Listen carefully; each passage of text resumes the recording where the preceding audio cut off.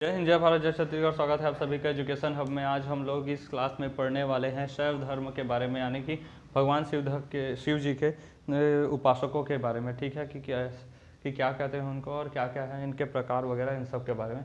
देखिए, शिव जी के जो उपासक होते हैं उन्हें शैव कहा जाता है। ठीक है, शिव जी के उपासक यानी शैव उन्हें कहा जाता है। और इस धर्म से की उपासना करने वाले जो लोग हैं या फिर इस संप्रदाय है, इसे कहा जाता है शैव धर्म। ठीक है, इसमें भगवान भोलेनाथ की उपासना की जाती है। ठीक है, शिवलिंग का जो पहला साक्ष्य मिला था, शिवलिंग का पहला साक्ष्य वह मिला था हमें हड़प्पा संस्कृति में या फिर सिंधु सभ्यता में शिवलिंग का पहला साक्ष्य मिला था। ठीक है, लेकिन यह पूरी तरह से प्रमाणिक नहीं है। लेकिन मोहनजोदड़ो में पशुपति शिव जी की मूर्ति मिली, यह पूरी तरह से प्रमाणित है। ठीक है, शिवलिंग का जो पहला प्रामाणिक साक्ष्य अगर कहीं मिला है तो वह मिला है मत्स्य पुराण में। ठीक है, शिवलिंग का अगर कोई प्रामाणिक साक्ष्य मिला है तो वह मिला है मत्स्य पुराण में।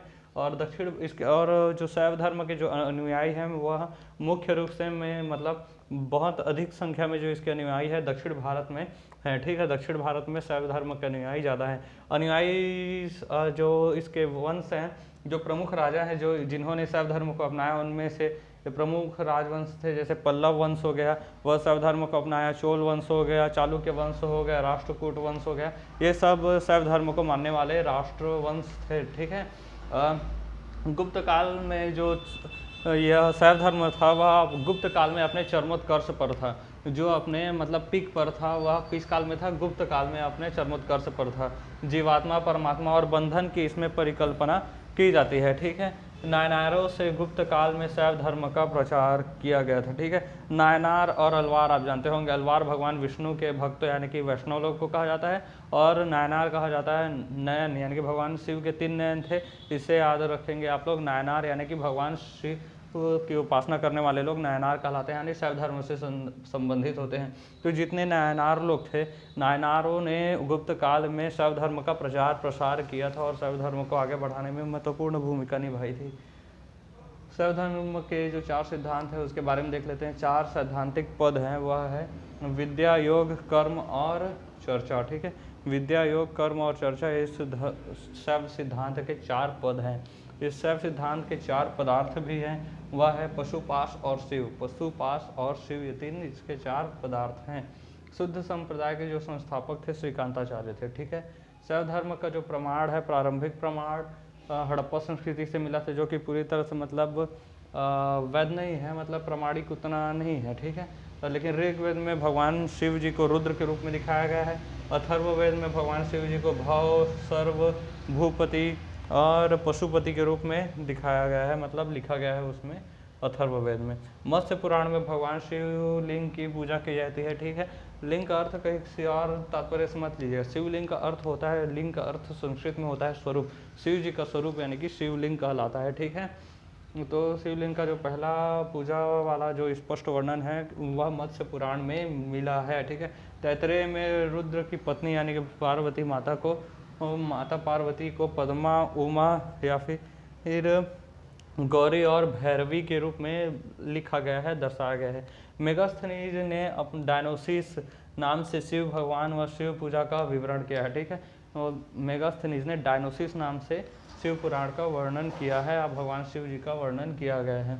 वामन पुराण के अनुसार जो है शिव के भक्त हैं वह 4 भागों में मतलब 4 संप्रदायों में बटे हुए हैं शैव धर्म। ठीक है, इसमें पहला है पशुपति, कापालिक, लिंगायत और कालामुख। ठीक है, पशुपति, कापालिक, लिंगायत और कालामुख। पशुपति तो देखते हैं, यह जो पशुपतिक संप्रदाय है वह सबसे पुराना है, शैव धर्म का सबसे पुराना संप्रदाय है। ठीक है, इसमें इसे पांचार्थी कहा जाता है। ठीक है, पशुपतिक जो शैव संप्रदाय है उसे कहा जाता है पांचार्थी। इसके जो संस्थापक थे वह लकुलिस थे। ठीक है, भगवान शिव के 18 मतलब अवतार हैं, इसका वर्णन किया गया है। ठीक है, और कहा जाता है कि जो लकुलिस है वह भगवान शिव के 18 मतलब अवतार थे, उन्हीं में से एक थे लकुलिस, जो कि पशुपतिक धर्म के संस्थापक माने जाते हैं। इसका जो सैद्धांतिक ग्रंथ है वह पशुपत सूत्र है। ठीक है, पशुपत सूत्र इसका पशुपतिक संप्रदाय का सैद्धांतिक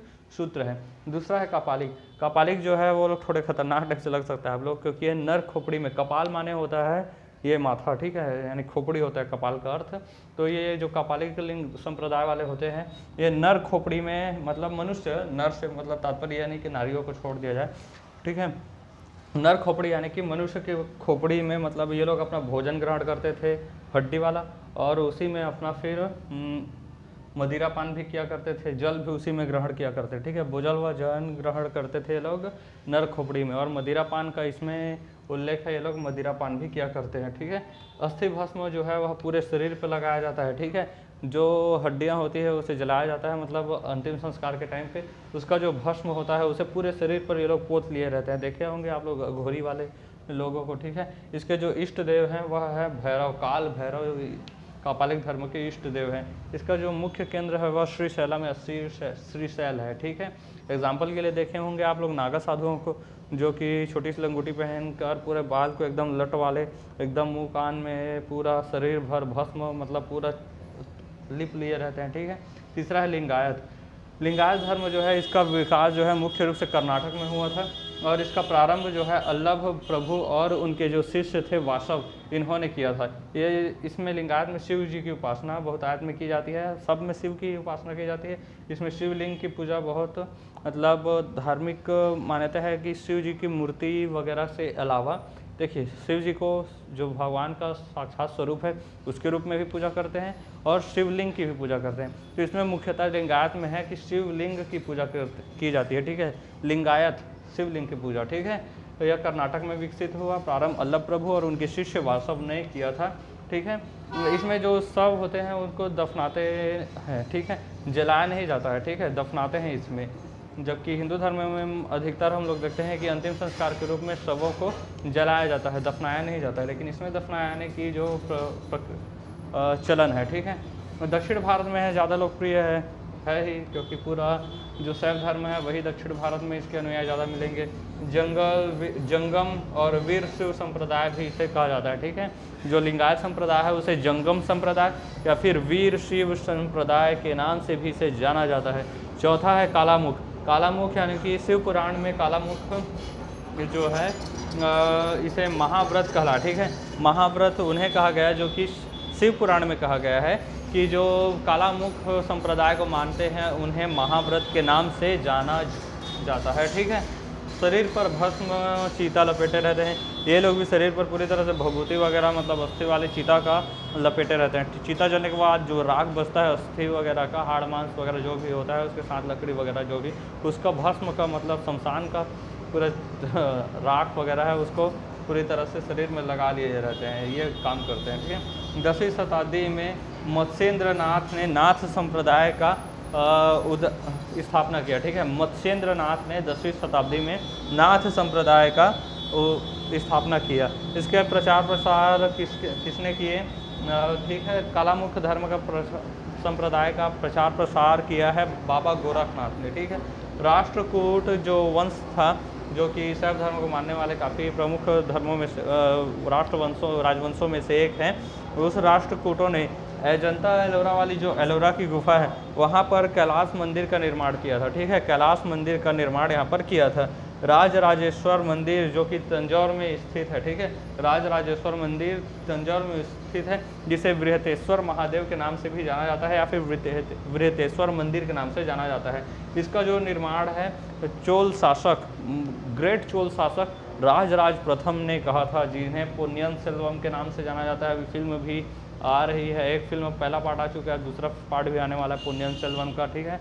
और इन्हें अरुल मोझी के नाम से भी जाना जाता है, राजराज प्रथम को, जो कि चोल शासक थे। इन्होंने राजराजेश्वर मंदिर तंजौर में बनवाया, जिसे बृहतेश्वर मंदिर के नाम से भी जाना जाता है। शिव के उपासक महान कुषाण वंश के शासक राजमुद्रा में शिव व नंदी का अंकन किया था, ठीक है।